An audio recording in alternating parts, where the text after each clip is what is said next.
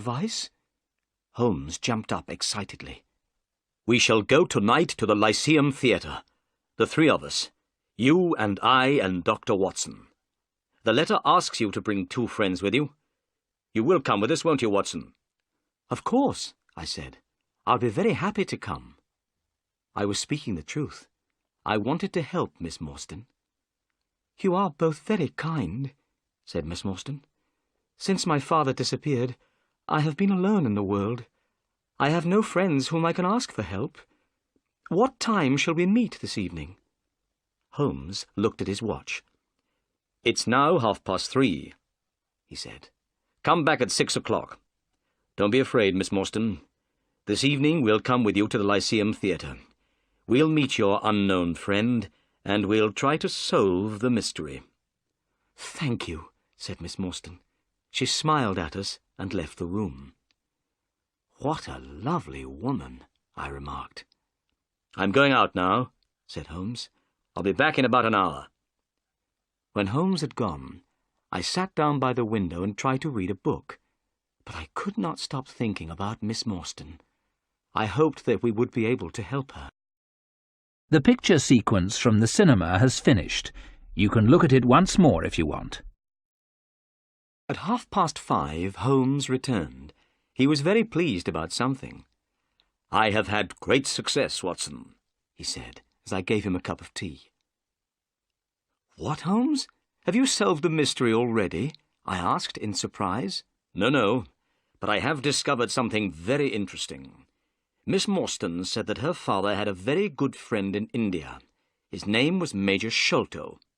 "Yes," I said. "Major Sholto had retired from the army.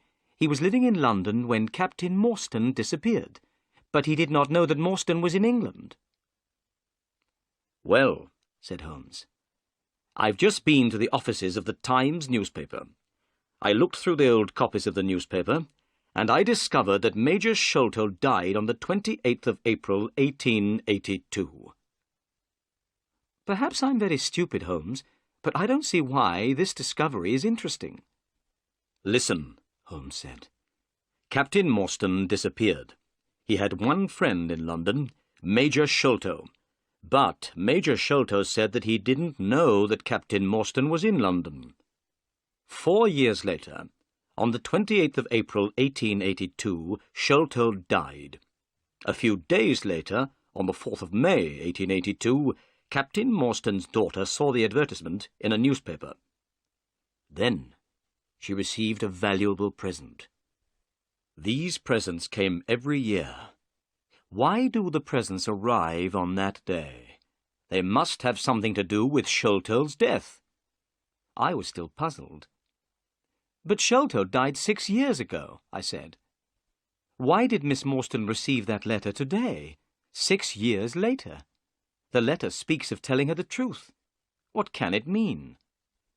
"I hope that we'll find the answers to these questions tonight, Watson," said Holmes seriously. "Are you ready? It's 6 o'clock, and here is Miss Morstan." Miss Morstan entered the room. She was wearing a dark cloak and hat. She did not seem afraid, but her beautiful face was very pale. I picked up my hat and my heaviest stick. I noticed that Holmes took his gun from his drawer and put it into his pocket. We got into a cab and were soon on our way to the Lyceum Theatre. In the cab, Miss Morstan took a piece of paper out of her bag. "Mr. Holmes, I forgot to show you this. This note was found in my father's luggage. It is very strange. I don't know what it means. Perhaps it isn't very important, but I wanted you to see it."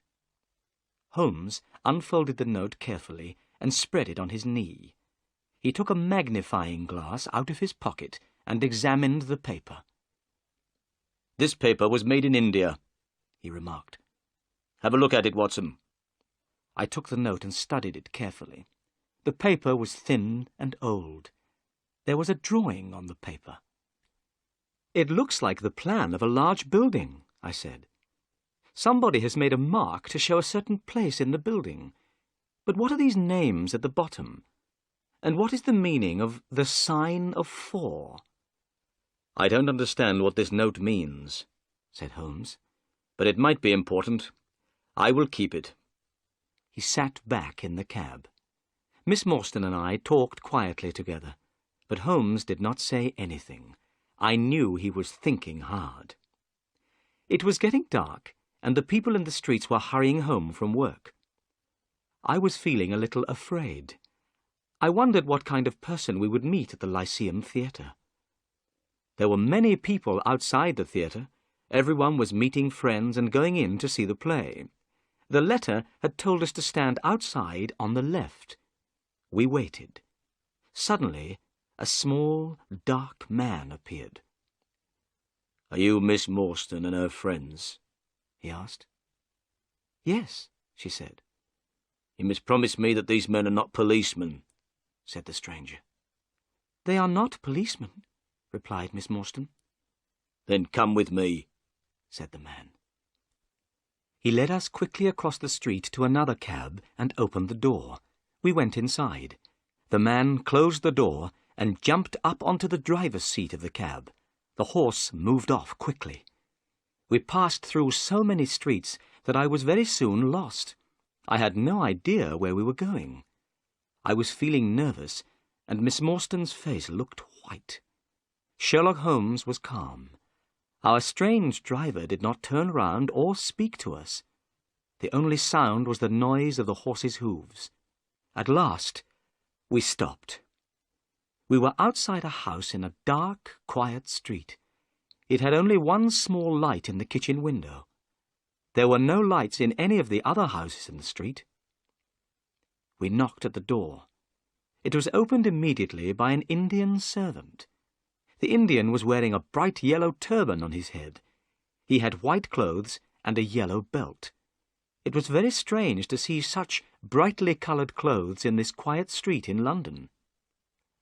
"My master is waiting for you," said the servant.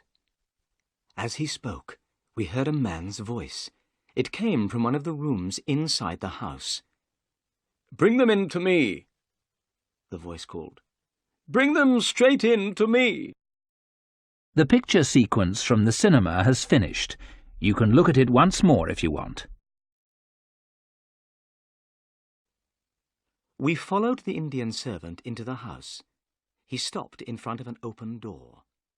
"Come in, come in," said the voice.